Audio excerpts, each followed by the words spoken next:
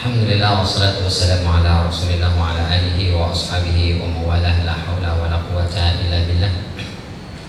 Asyhadu an la ilaha illallah wahdahu la syarika lah wa asyhadu anna Muhammadan abduhu wa rasuluhu alladzi la nabiyya wa la rasula ba'dah.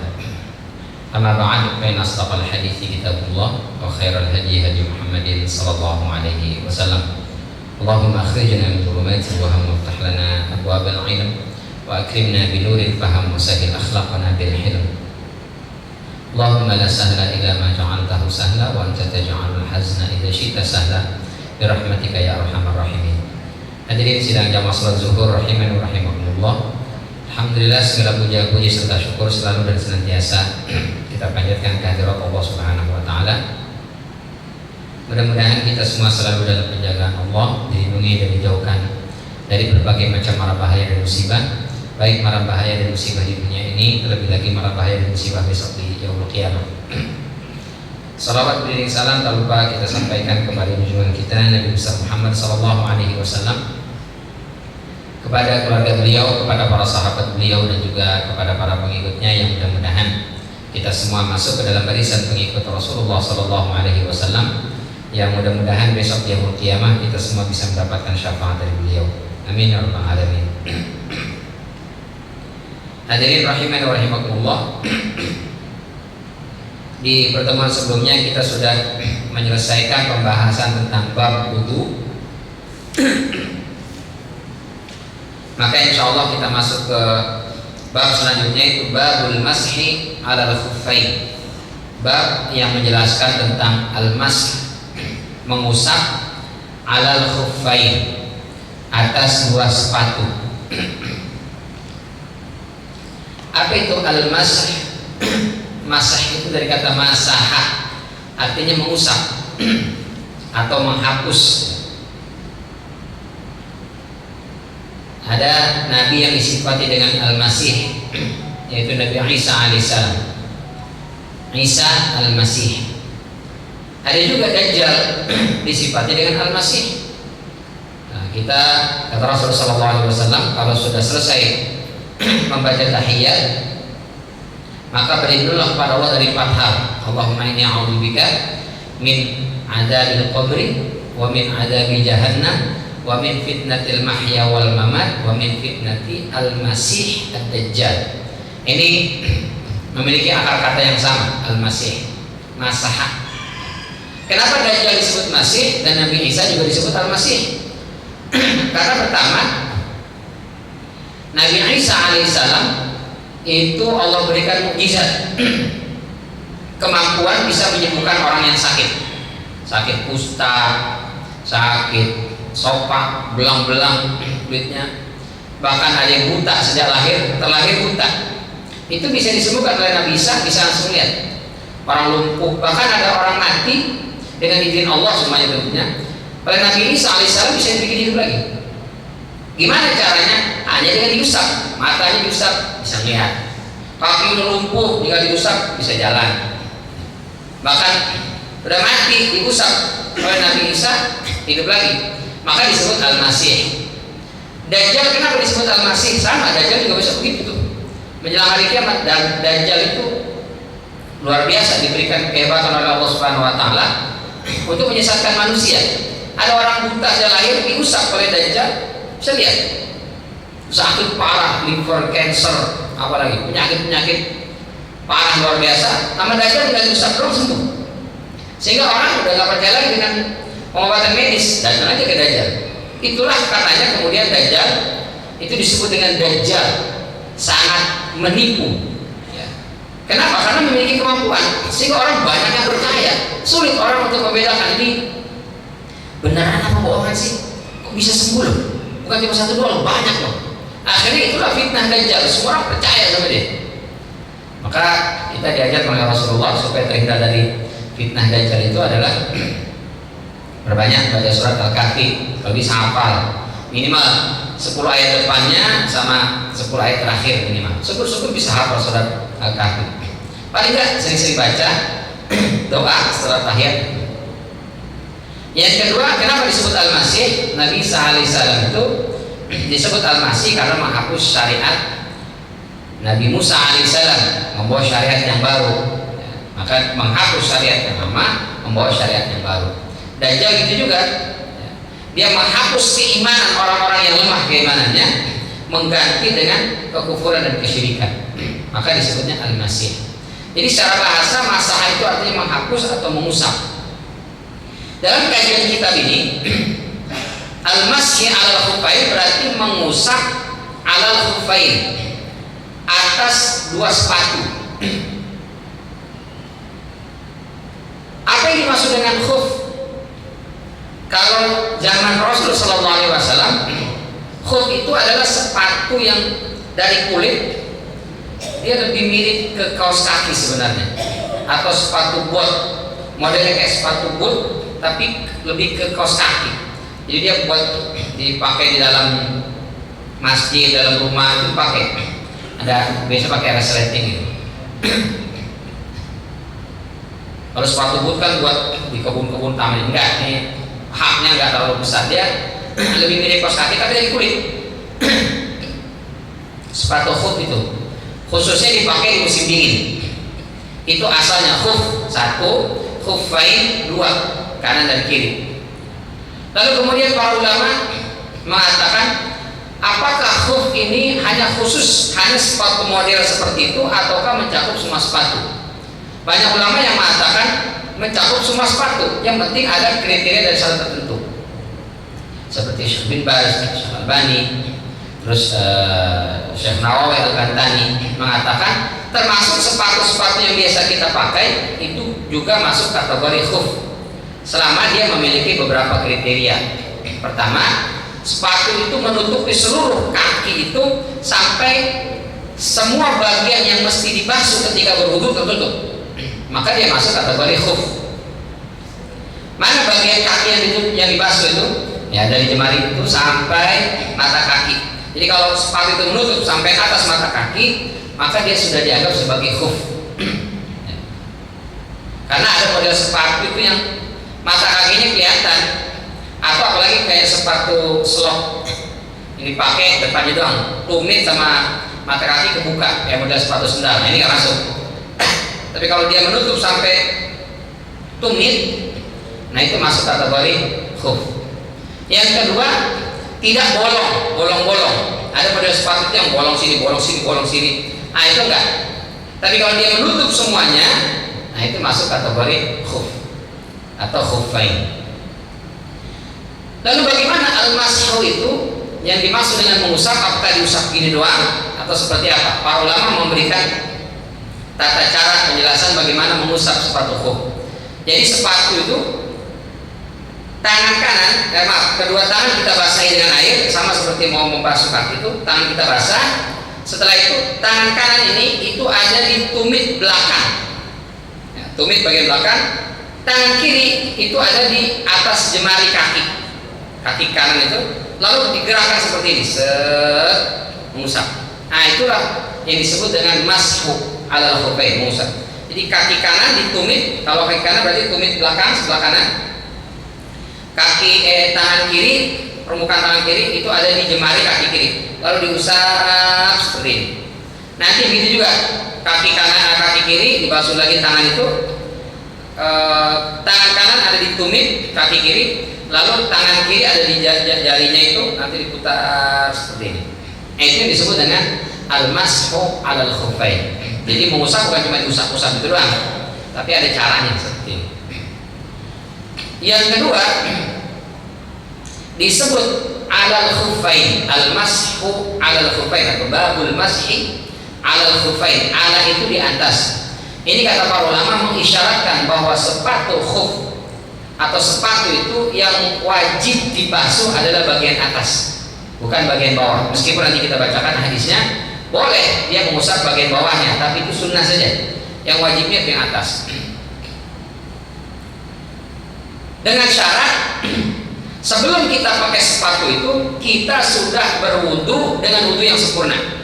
Jadi sudah berwudu, lalu setelah itu kita pakai kaos kaki, pakai sepatu, misalnya ada tugas keluar kota, Bandung, atau misalnya Surabaya, naik kereta atau naik pesawat, kemudian masuk waktu sholat. Kita pengen berwudu, ini wudu, mau berwudu misalnya. Tapi kalau lepas sepatu, lepas kaos kaki, aduh, becek, basah kemana-mana, nanti juga sholatnya di atas kursinya misalnya, atau tempat duduk kendaraan itu di kereta atau di pesawat.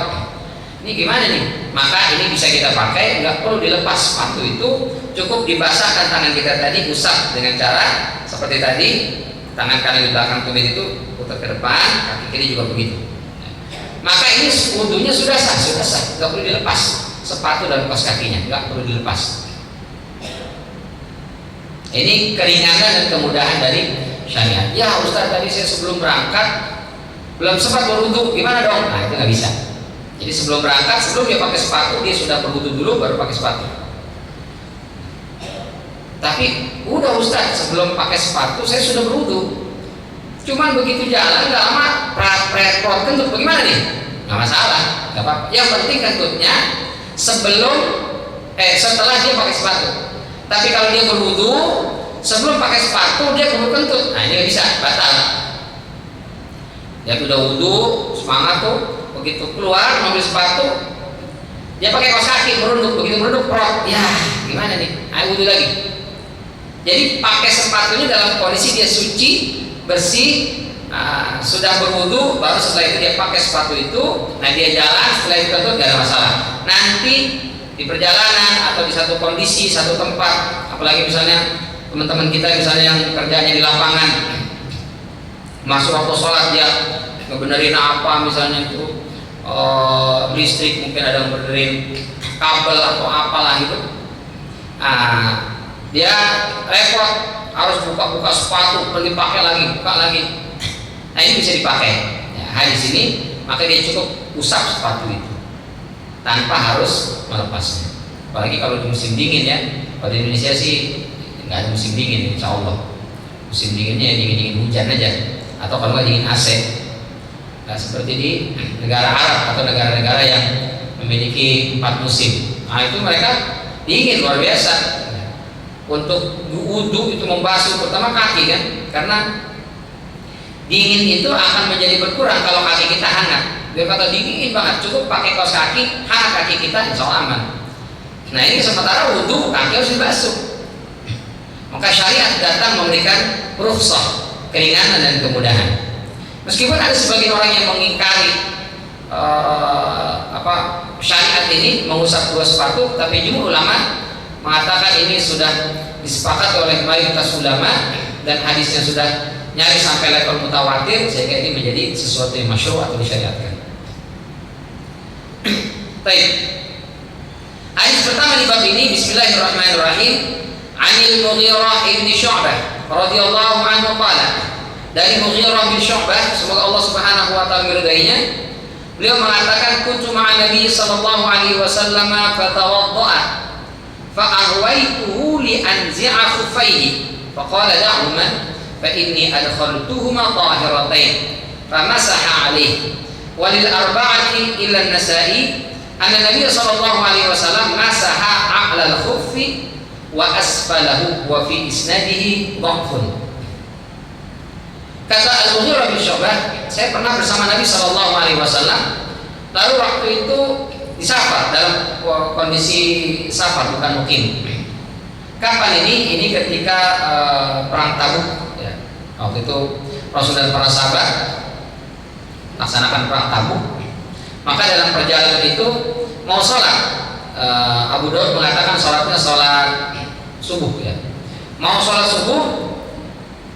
Nah, Mughirah bin Syu'bah ini melihat Rasul sallallahu alaihi wasallam hendak berwudu. Begitu beliau melihat Rasul mau berwudu, langsung cepat-cepat mau membantu Rasul membukakan sepatunya. Insyaallah ini adab akhlak berkhidmat kepada alim. Boleh atau enggak boleh? Para sahabat itu begitu. Jadi Rasul misalnya mau melakukan sesuatu, itu sahabat langsung berebut gitu. Ada yang bukain sepatu, ada yang megangin tali kekang unta beliau, ada yang membantu Rasul naik ke untanya atau ke kudanya, ada yang membantu Rasul sallallahu alaihi wasallam memakaikan baju besinya, ada yang menyiapkan air untuk wudunya. Jadi para sahabat itu mereka berkhidmat kepada Rasul sallallahu alaihi wasallam.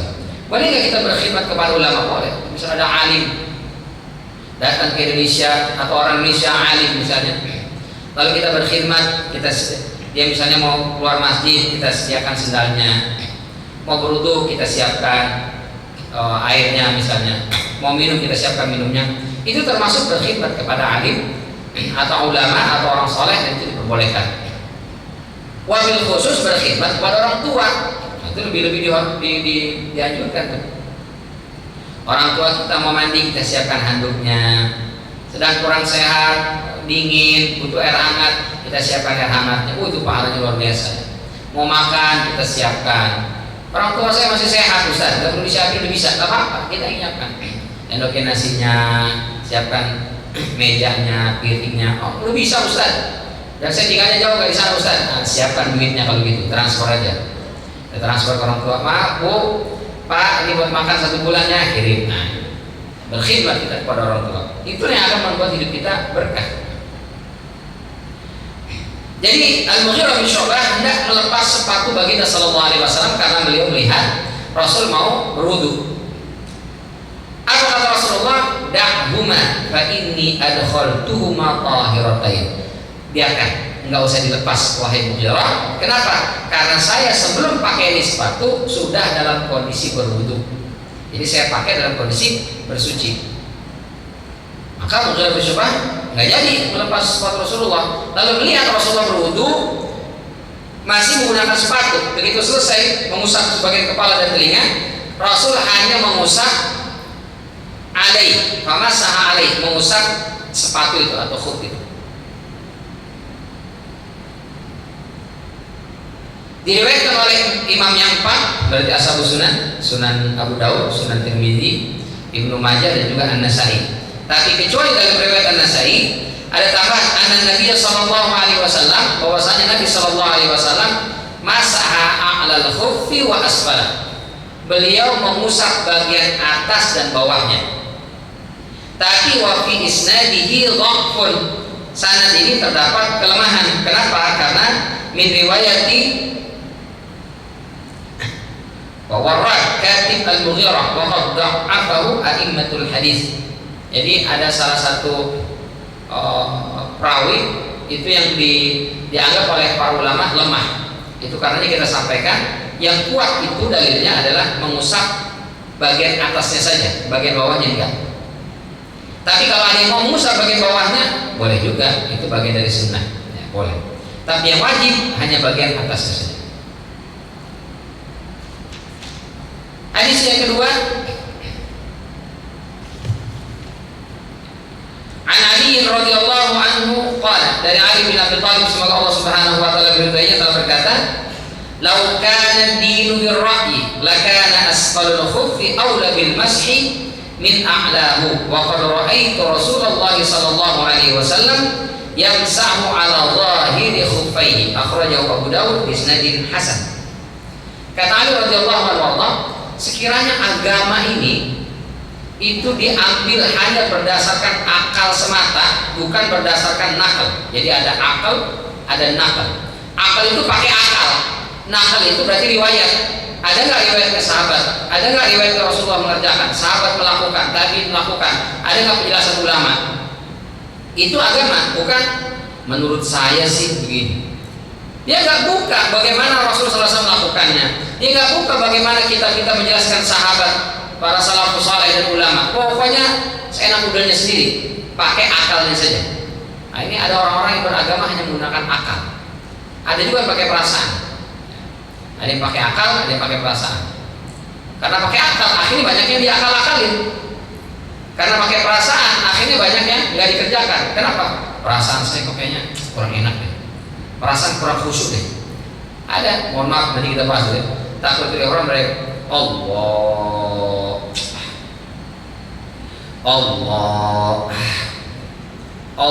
berkali-kali Pak. Begitu kita tanya, antum kenapa takut sampai berkali-kali? Karena perasaan saya belum mantap. Nah ini ibadahnya bukan pakai dalil nakal, tapi pakai dalil perasaan. Ada yang pakai akal ya. Sholat itu Ustaz bukan 5 kali dalam sehari semalam. Bukan 5 kali, bukan. Berapa kali? 3 kali aja Ustaz. Kok bisa 3 kali? Karena Allah katakan dalam surat Al-Isra itu, aqimus shalah liduluki syamsi ila ghasaqil laili wa qur'anal fajr. 3 kali. Jadi karena salat liduluki syamsi, sejak matahari tergelincir zuhur, ila ghasaqil lail, malam hari isya, wa qur'anal fajr, yaitu salat subuh. Berarti 3 kali Ustaz. Tapi kan Rasul, nggak penting kalau Rasul mengerjakan, ini penting Al-Quran begitu. Dia pakai akalnya. Ini sesat di bahaya. Lagi banyak orang yang mengatakan, oh ini paham oke juga nih. Efisiensi, minimalis, ekonomis, 3 kali sehari, oke nih. Ini bahaya ya, menyesatkan. Pakai akal. Bahkan ada sempat viral kemarin, salah seorang ustaz ya, oknum ustaz. Dia menafsirkan Al-Quran itu dengan akalnya sendiri. Ada orang yang menafsirkan Al-Quran dengan bahasa saja ini banyak yang mempermasalahkan. Mesti dia rujuk dulu bagaimana Rasul, ayat dengan ayat dengan hadis, baru ayat dengan kaul sahabat, baru dengan salafus saleh, pendapat para ulama, baru bahasa, pendekatan bahasa itu terakhir. Ini bahasa pun dia nggak ngerti. Dia katakan surat Al-Qari'ah itu banyak orang salah mengartikan, diartikan dengan hari kiamat. Dari mana hari kiamat? Qari'ah itu di bahasa kita sehari-hari katanya. Kita dengarkan lantunan ayat suci yang akan dibacakan oleh qari kita, itu pembaca laki-laki. Kalau perempuan yang baca Qurannya, kita dengarkan dari qari'ah kita, berarti membaca. Al-Qari'ah itu artinya membaca kan, bukan hari kiamat. Jadi kita diajak untuk membaca Al-Quran, membaca fenomena, membaca keadaan, membaca situasi. Itu maknanya katanya, bukan hari kiamat. Nah ini ngaco ya, sesat. Dia menafsirkan ayat dengan akalnya saja. Dari segi bahasa saja sudah bermasalah. Qari'ah dengan qari'ah itu dua hal yang berbeda. Tandanya nih si oknum ustaz ini dia nggak bisa belajar tajwid tuh. Dia tidak bisa membedakan makhrajul huruf, mana ain, mana hamzah. Qari'ah dengan qari'ah itu berbeda. Dari segi bahasa saja sudah bermasalah. Tapi banyak orang yang pokoknya pakai pendapat dan pakai akalnya. Dan ini kata Ali radhiyallahu anhu, sekiranya agama itu dipakainya akal, bukan naql, bukan riwayat, lakana asfalul khuffi aula bil mashi min a'lahu. Pasti kalau sedang pakai sepatu itu, yang mestinya diusap itu bagian bawah, bukan bagian atas. Kenapa? Karena ketika kita pakai sepatu, yang rentan terkena najis pasti bagian bawah, yang kotor bagian bawah, tapi yang diusap bagian atas, bawahnya enggak. Ini kalau agama pakai logika, nggak benar nih. Logikanya yang kotor itu yang dibersihin, ya. Yang terkena najis itu yang diusap, bukan bagian atas mah aman, apa yang diusap? Itu kalau agama menggunakan akal. Tapi kata Ali radhiyallahu anhu, agama ini bukan pakai akal, bukan akal-akalan, dan tidak boleh diakal-akalin karena dia berdasarkan nakal, riwayat. Ada nggak dalil ayat Al-Qur'annya? Ada nggak hadis Rasulnya? Ada nggak kaul sahabatnya? Ada nggak pendapat tabi'innya? Ada nggak kaul ulamanya? Baru setelah itu kita ikuti. Kata Ali, wa qad ra'aitu Rasulullah sallallahu alaihi wasallam, sungguh telah aku lihat Rasul sallallahu alaihi wasallam yamsahu ala zahiri khuffaihi. Aku melihat. Nah, kalau ra'aitu ini dalam periwayatan hadis itu levelnya tinggi sekali, paling tinggi. Ra'aitu, baru sami'tu, jadi aku lihat Rasul. Nah, itu kuat sekali. Baru setelah itu aku dengar Rasulullah. Jadi sama dengan ru'yah, melihat dengan mendengar, lebih kuat mana? Lebih kuat melihat. Berarti itu hadisnya fi'li, Rasul kerjakan langsung. Jadi hadis fi'li itu lebih kuat daripada hadis qauli. Jadi hadis itu ada fi'li, berarti Rasul ngerjain, ada qauli, Rasul ngucapin. Nah, nanti ada takriri, Rasul yang menetapkan, mengikrarkan. Boleh jadi yang ngerjain sahabat, boleh jadi yang melakukan sahabat, boleh jadi yang mengatakan sahabat. Rasul kemudian aqarrahu, ACC lah kalau bahasa kita. Nama hadisnya takriri. Nah, dari semua level hadis itu yang paling tinggi adalah hadis ru'yah. Kata Ali, ra'aitu, aku lihat langsung Rasul ketika berwudu, ketika beliau pakai sepatu khuf itu, yang diusap itu bagian atasnya, bukan bagian bawahnya. Nah, ini menunjukkan bahwa keringanan syariat agama ini diberikan kepada kita umatnya, rukhsah ketika berwudu, ketika seseorang itu dalam kondisi bisa dalam perjalanan atau dalam musim dingin atau dia sedang sakit misalnya, atau dalam kondisi tertentu di mana dia tidak repot melepas sepatu dan kaos kakinya, tapi dia pengen sholat dan tetap berwudu, maka syariat ini itu bisa diterapkan dan dipakai untuk kondisi tersebut. Hadis selanjutnya, An Safwan bin Asal qala, dari Safwan bin Asal, semoga Allah Subhanahu wa taala meridhoinya, telah berkata, kana Nabi sallallahu alaihi wasallam ya'muruna idza kunna safran an nanzi'a khifafana thalathata ayyamin wa layaliyahun illa min janabatin walakin min gha'itin wa bawlin wa nawmin, akhrajahu an-Nasa'i wa at-Tirmidzi wa lafdhu lahu wa Ibnu Khuzaimah wa sahhahahu. Apa kata Safwan bin Asal? Bahwasanya Nabi SAW memerintahkan kepada kami, kalau kami dalam posisi safar, kami boleh mengenakan sepatu itu dan mengusap sepatu khuf dalam berwudu itu selama 3 hari 3 malam. Jadi dalam perjalanan 3 malam itu, selama 3 malam berwudunya itu usap aja sepatu khuf, nggak boleh dilepas, boleh. Kecuali min janabah, kecuali kalau dia junub, mimpi basah, hubungan suami istri. Nah, ini mesti dilepas sepatunya, lalu dia mandi dan kemudian dia usap. Nggak cukup hanya usap sepatu, dia harus berwudu dengan wudu yang sempurna, baru saya pakai lagi sepatu. Ustaz, kaos kaki bagaimana Ustaz? Nah, sama, kaos kaki juga dihukum seperti itu. Misalnya ada perempuan, ibu-ibu misalnya berwudu lalu tempat wudunya terbuka. Nah, kalau dilepas kaos kakinya, dia berwudu, khawatir nanti ada laki-laki yang lewat, ngelirik-ngelirik tuh, kaki itu bagian dari aurat. Ya, ketika diusap dibasuh itu, apalagi mungkin menaikkan sebagian roknya itu sehingga tersikap betisnya, itu adalah aurat. Maka bagaimana? Nah, cukup, nggak usah lepas kaos kakinya. Mungkin sepatu, kalau zaman kita sekarang sepatu nggak mungkin dipakai sampai ke masjid, dilepas sepatunya, kaos kakinya nggak perlu dilepas. Ketika berwudu nggak apa-apa, diusap saja terus kaos kakinya. Nah, ini keringanan yang Allah berikan kepada umatnya. Berapa lama Ustaz kalau dalam safar? Itu selama 3 hari 3 malam. Kita misalnya pulang kampung nanti nih, perjalanan karena macet ke kampung sampai 3 hari 3 malam. Selama 3 hari 3 malam itu berarti berapa kali sholat tuh? 15 kali sholat. Subuh, zuhur, asar, maghrib, isya, besoknya begitu lagi. Itu selama sholat 15 kali sholat itu dia tidak melepas kaos kakinya, tidak melepas sepatunya ketika wudu, hanya diusap bagian atasnya saja. Boleh itu, boleh berdasarkan di sini. Kecuali karena janabah. Kalau karena janabah harus dilepas. Walakin min gha'itin wa bawlin wa naumin.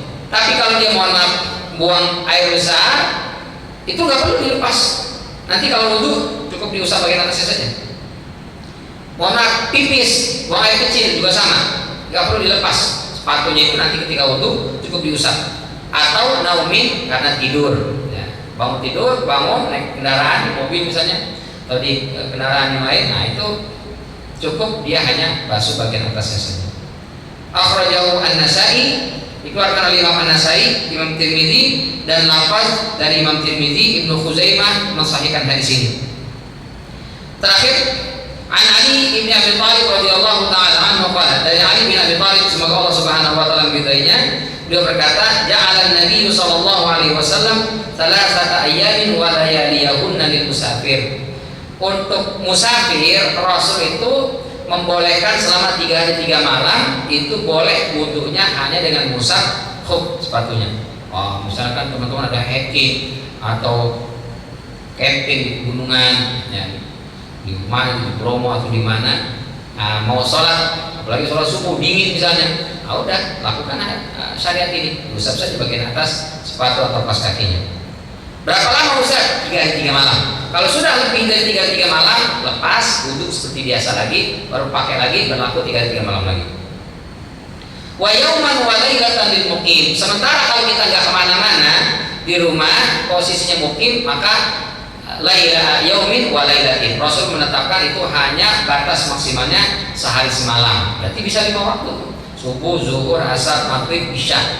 Besok sebelum subuh wudhu seperti semula. Tapi dalam sehari semalam itu bisa syariat ini berlaku untuknya, yaitu mengusap sepatu khuf. Baik, ini barangkali yang bisa kita bahas di kesempatan siang yang mulia ini. Mudah-mudahan ada manfaatnya. Semoga Allah Subhanahu wa taala bantu kita semua dalam memahami syariat agama ini, dan kita dibantu oleh Allah untuk bisa mengamalkannya dalam kehidupan kita sehari-hari, sehingga kehidupan kita ini mudah-mudahan penuh dengan keberkahan dan keselamatan di dunia, dan ketika besok di padang mahsyar mungkin gak banyak atau belum banyak sunnah-sunnah Nabi yang kita jalankan dalam kehidupan kita, tapi mudah-mudahan Allah tetap pantaskan kita menjadi pengikut Nabi kita Muhammad SAW yang kelak akan mendapatkan syafaatnya di yaumul hisab. Amin ya rabbal alamin. Terima kasih atas segala perhatian. Mohon maaf apabila ada kekeliruan dan kekurangan. Hadanallahu iyyakum ajma'in. Kita tutup dengan hamdalah dan kafaratul majlis. Alhamdulillahirabbil alamin. Subhanakallahumma wa bihamdika asyhadu an la ilaha illa anta astaghfiruka wa atubu ilaik. Wabillahi taufiq wal hidayah. Wassalamualaikum warahmatullahi wabarakatuh.